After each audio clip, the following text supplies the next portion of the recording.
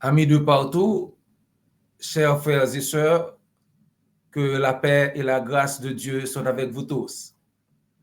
Merci de votre écoute. Merci également de vous abonner à notre chaîne, de commenter, liker et de partager le message sur n'importe quelle plateforme que vous écoutez. Si vous n'avez pas encore fait, n'oubliez pas de vous abonner et d'activer votre notification pour pouvoir recevoir des notifications chaque fois que nous sommes dans l'air. Cette étude biblique est également disponible en anglais et en créole sur notre chaîne. Si vous souhaitez écouter dans une autre langue, rendez-vous sur la chaîne et choisissez la langue que vous souhaitez écouter. This Bible study is also available in English and Creole on our channel. If you'd like to listen in a different language, please go to the channel and pick the language you'd like to listen to. Étude biblique ça disponible tout en anglais à créole sur channel là. Si vous avez écouter dans une autre langue, tant pis aller sur channel là et puis choisir langue où tu as écouter. Que le Seigneur bénisse notre étude. J'aimerais commencer par une question très importante. Jésus est-il dans votre bateau? La présence de Jésus-Christ dans le bateau est très rassurante.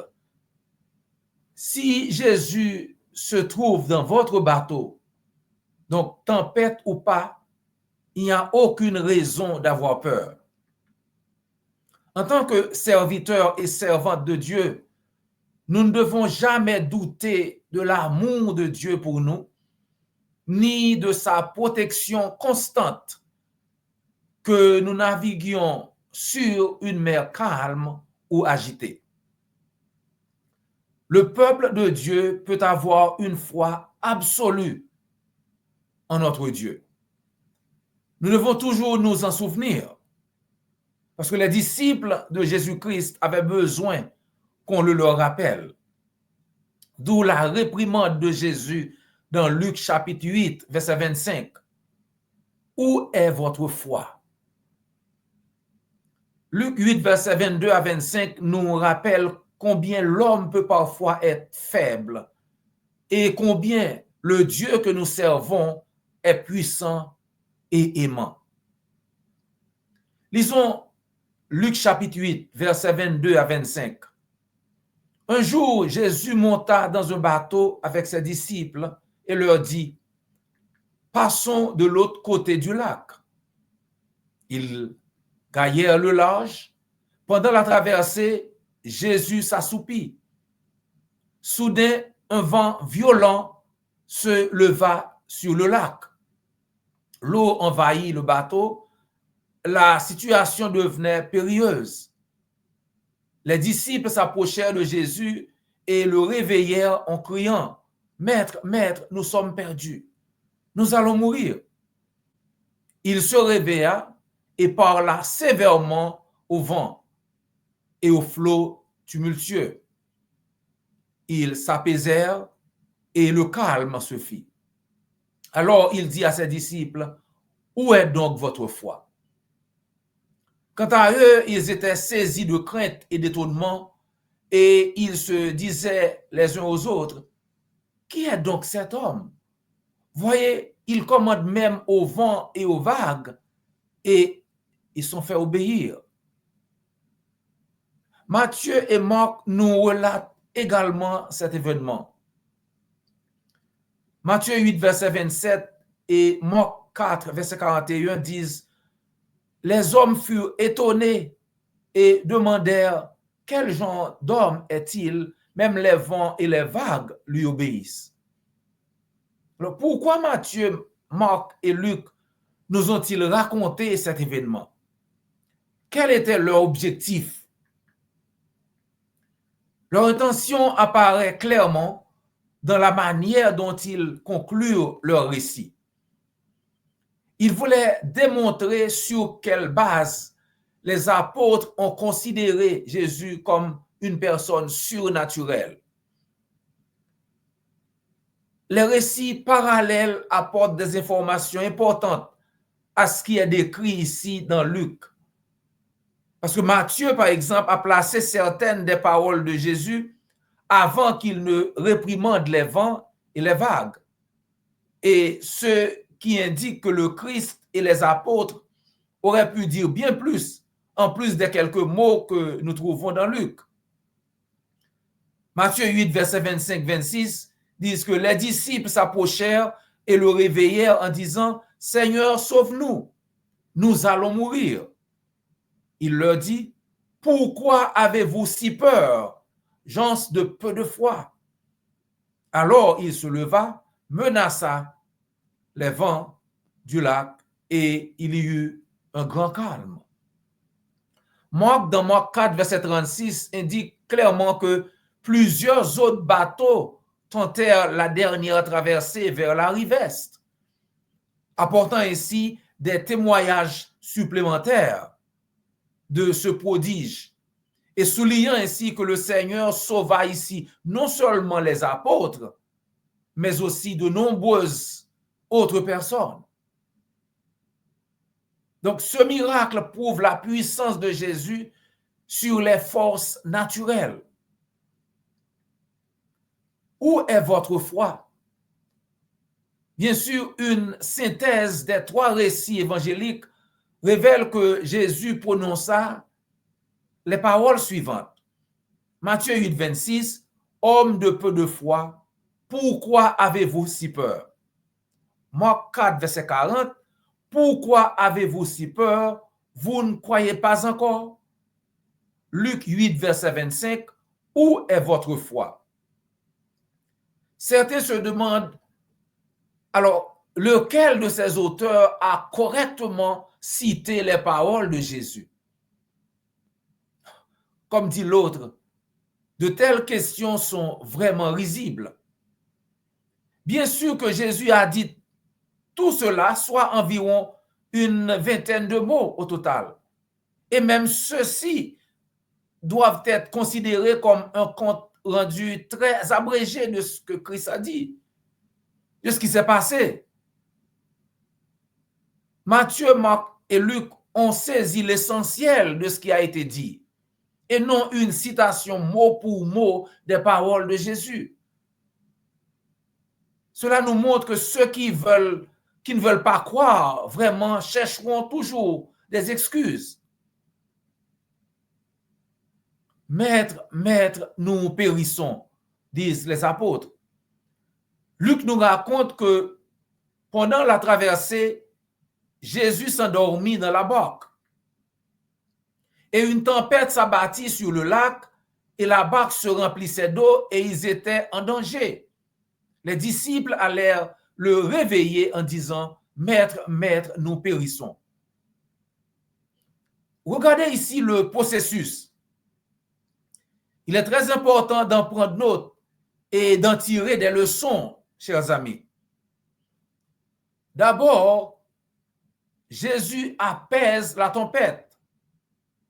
Puis, il réprimande les disciples. Il ne les réprimande pas avant de calmer la tempête. C'est très important. Ils étaient en danger et avaient peur. Il était donc temps d'agir et non le temps de parler. Étant le plus grand maître qui ait jamais existé, Jésus comprit qu'il devait d'abord se débarrasser du danger, puis réprimander les disciples. Une très belle leçon, chers amis. Il y a un temps pour chaque chose.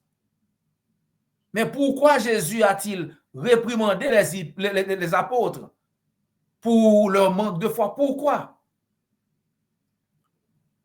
Eh bien, dans leur peur de la mort, ils n'ont pas fait preuve de confiance en la pleine capacité de notre Seigneur Jésus-Christ à prendre soin d'eux.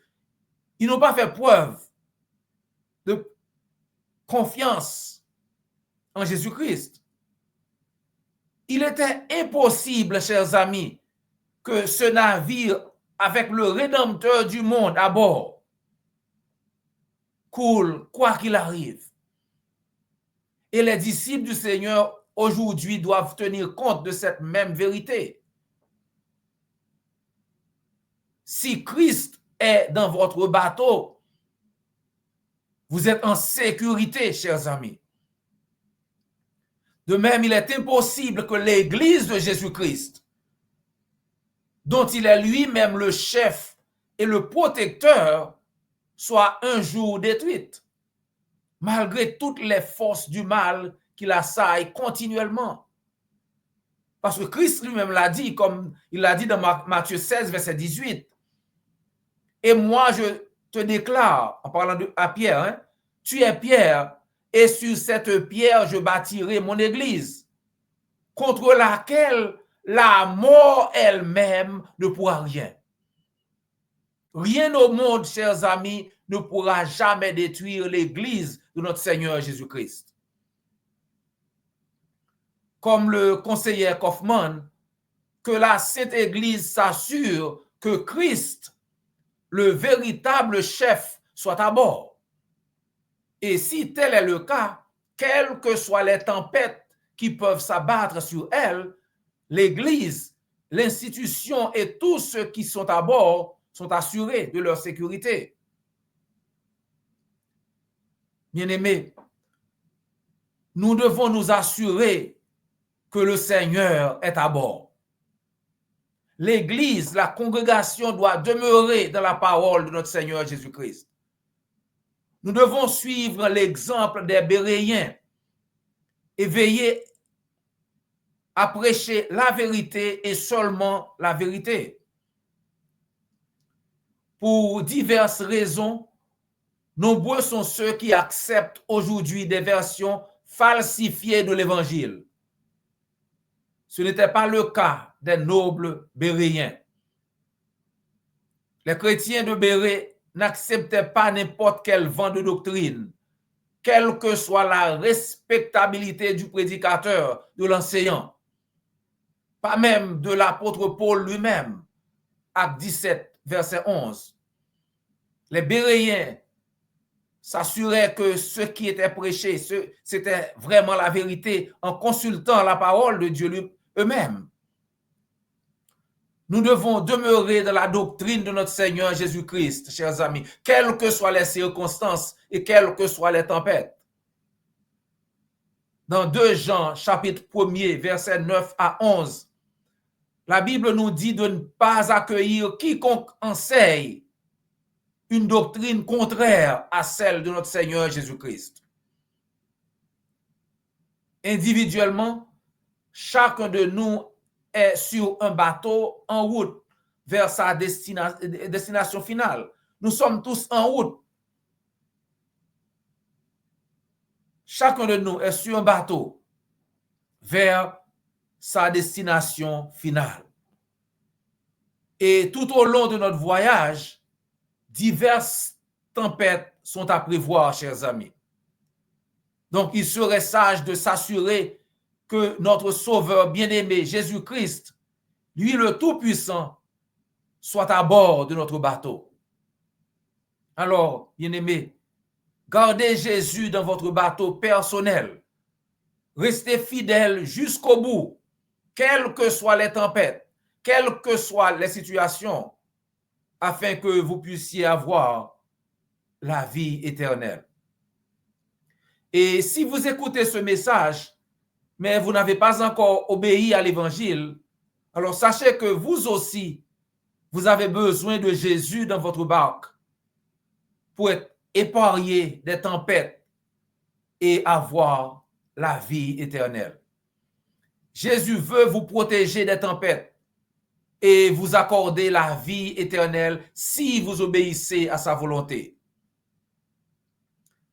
Dans Matthieu chapitre 11, verset 28, Jésus dit, « Venez à moi, vous tous qui êtes fatigués et chargés, et je vous donnerai du repos. » Vous tous, tout le monde, sans exception, la porte est ouverte, dit Jésus.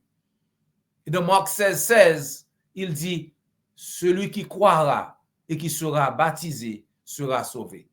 Mais celui qui ne croira pas sera condamné. » Donc, si vous n'avez pas encore obéi à l'Évangile, nous voulons vous encourager à le faire avant qu'il ne soit trop tard. De croire, de vous faire baptiser pour la rémission de vos péchés, afin que vous ayez la vie éternelle également. Si vous voulez obéir à l'évangile, faites-le nous savoir, ou bien contactez l'église du Christ la plus proche et on se fera le plaisir de vous aider. Cette étude biblique est également disponible en anglais et en créole sur notre chaîne. Si vous souhaitez écouter dans une autre langue, rendez-vous sur la chaîne et choisissez la langue que vous souhaitez écouter. This Bible study is also available in English and Creole on our channel. If you'd like to listen in a different language, please go to the channel and pick the language you'd like to listen to. Étude biblique ça disponible tout en anglais et créole sur channel là. Si tu as aimé écouter dans une autre langue, tant pis, allez sur channel là et puis choisis langue où tu as aimé écouter. N'oubliez pas de vous abonner, liker, commenter et de partager sur n'importe quelle plateforme que vous écoutez. Ce fut un réel plaisir de passer quelques minutes avec vous dans l'étude de la parole de Dieu. Prière de nous rejoindre la prochaine fois pour une autre étude. D'ici là, que le Seigneur vous garde et vous bénisse.